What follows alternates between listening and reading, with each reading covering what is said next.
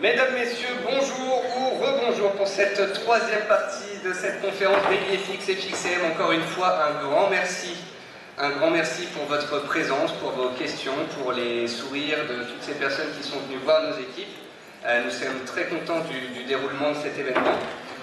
Vous allez pouvoir continuer donc avec The Professor Mr. Gann, qui va donc faire une explication sur les fractales et Elliott, et vous verrez qu'il sera accompagné de Benoît, avec qui on travaille beaucoup, qui est un spécialiste de l'analyse technique, qui rédige pour le site ProAT. Ce sont des partenaires, donc aujourd'hui Univers Bourse.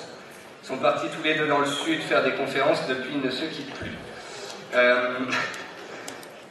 Vous avez reçu des papiers ce matin, dont un questionnaire, ce serait gentil de le remplir encore une fois. Vous avez aussi une petite feuille qui vous explique que pendant 1 mois et demi, suite à cette conférence, on met des offres en place particulières.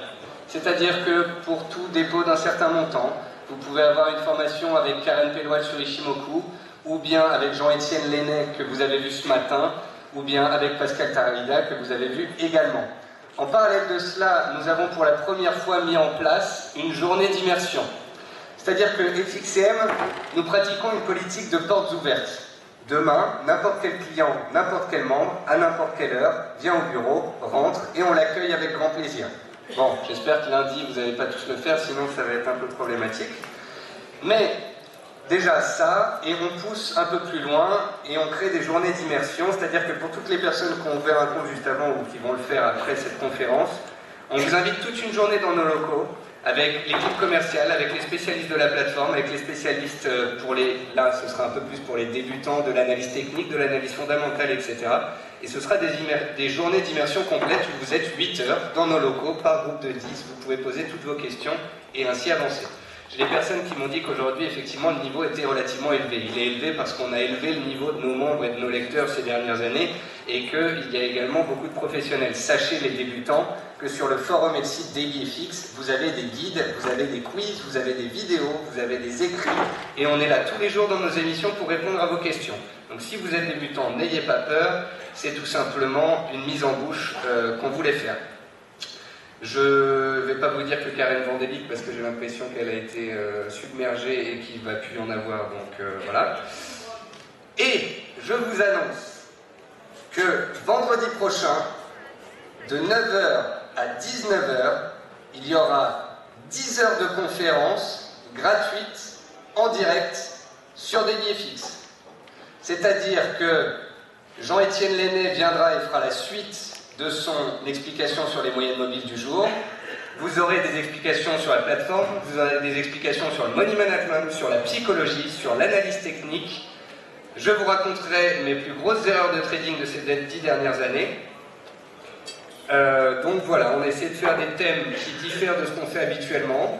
On a essayé de faire la suite de la journée d'aujourd'hui et de faire revenir certains de nos conférenciers. Donc dans la salle de trading, vendredi 22 prochain, de 9h à 19h, c'est sur DailyFX et j'espère tous vous y retrouver. Je laisse la parole à Vincent Gann et encore une fois, je vous remercie beaucoup.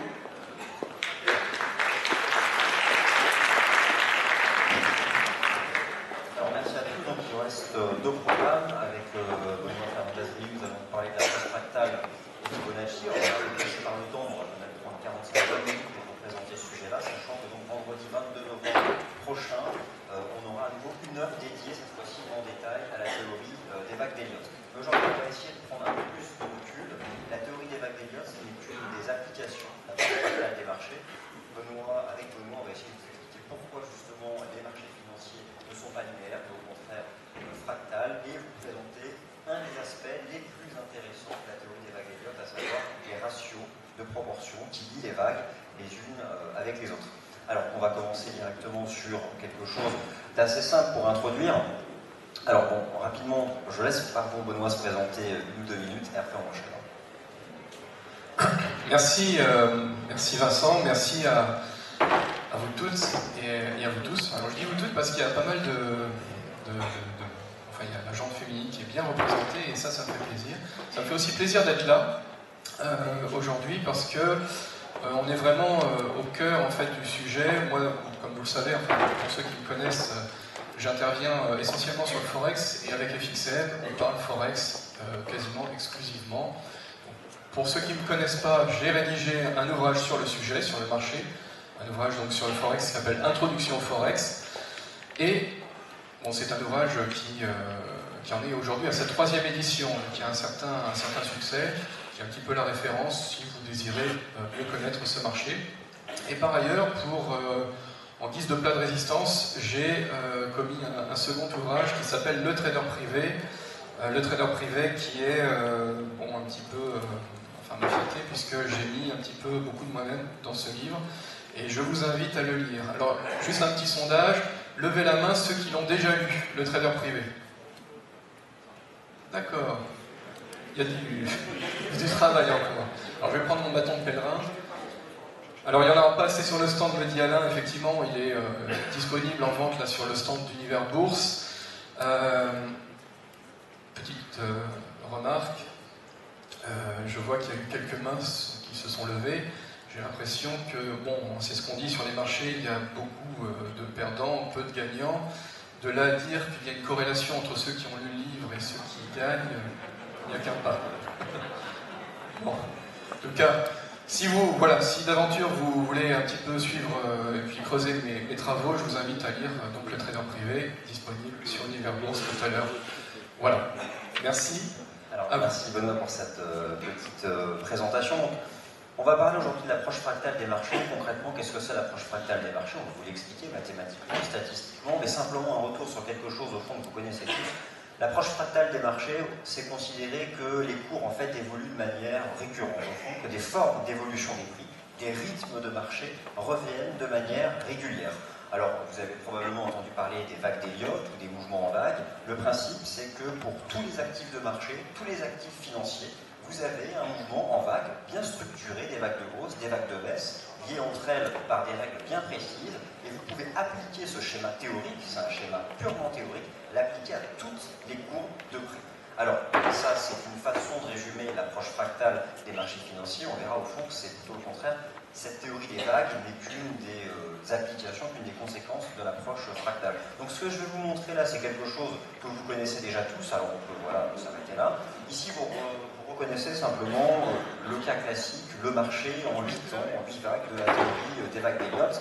Alors, on aura l'occasion de rentrer en détail dans cette théorie, notamment vendredi prochain, mais ce que vous devez bien comprendre, c'est qu'au fond, le postulat de l'approche fractale des marchés, c'est ça.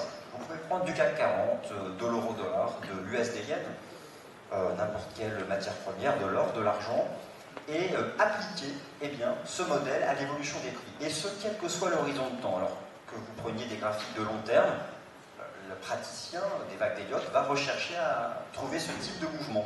Et ensuite, lorsque vous allez passer en données hebdomadaires, en données journalières, puis 4 heures, puis horaires, voire même en en 5 minutes, le praticien de la théorie des vagues d'Elliott, de l'approche fractale, va à chaque fois chercher ce type de mouvement de marché. C'est ça donc l'approche fractale du marché financier. Il y a un cadre bien précis, un mouvement déterministe des prix.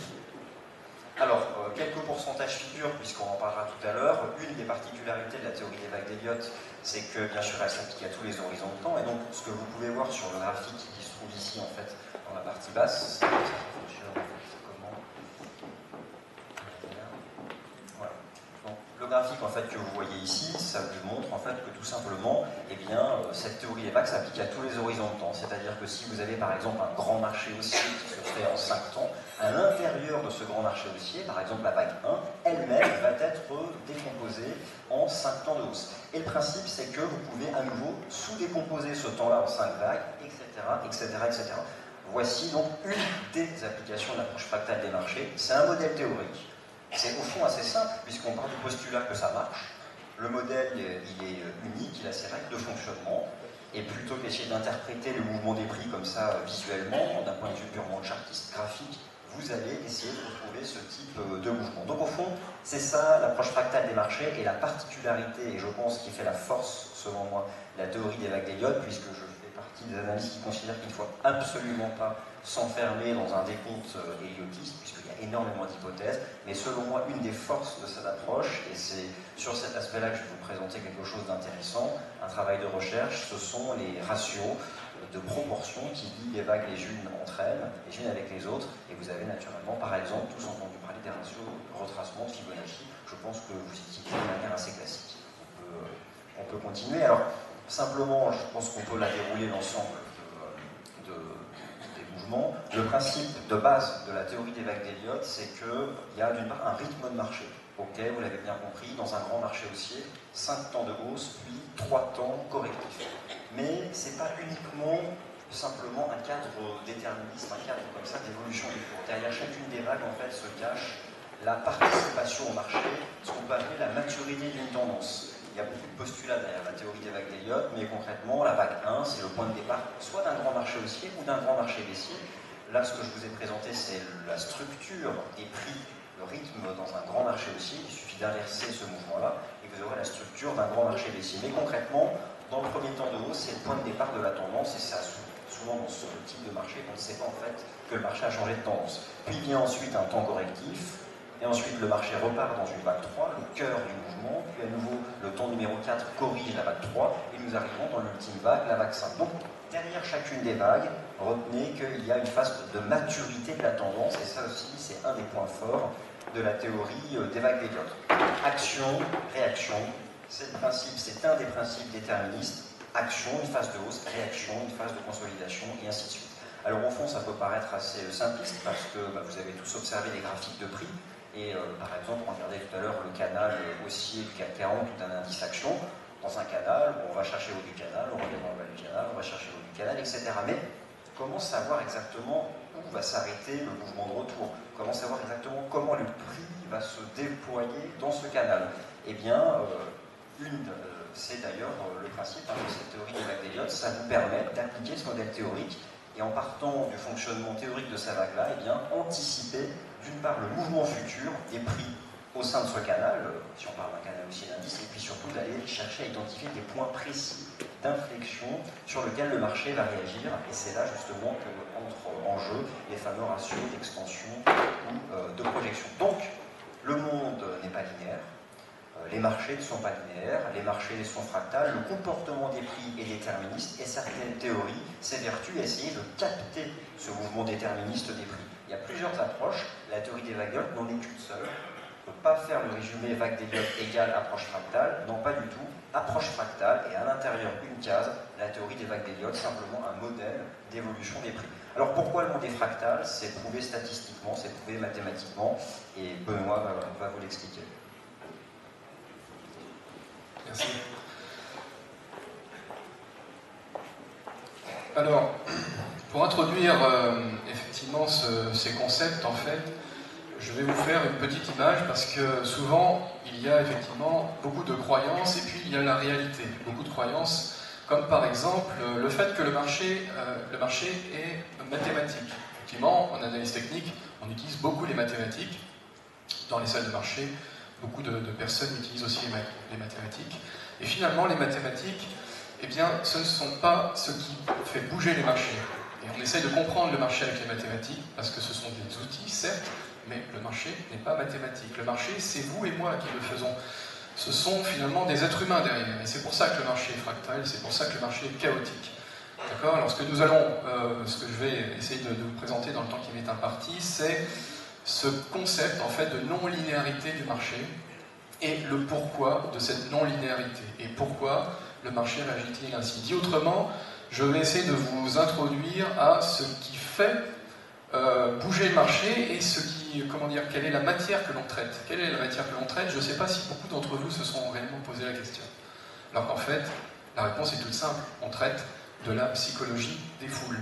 Voilà ce dont on traite.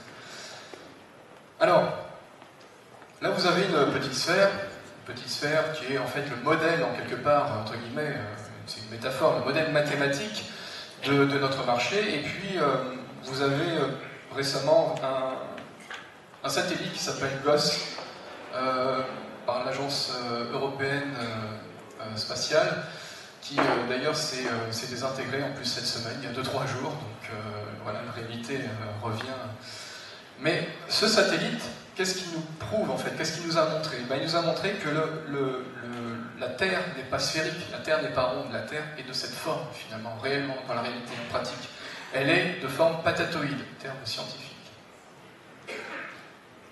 Évidemment, là, les reliefs sont un petit peu exagérés, mais la Terre, donc, n'est pas conforme totalement au modèle, en quelque part, idéal de représentation que l'on se fait. Alors, bon, ça c'est une petite métaphore pour vous introduire le concept.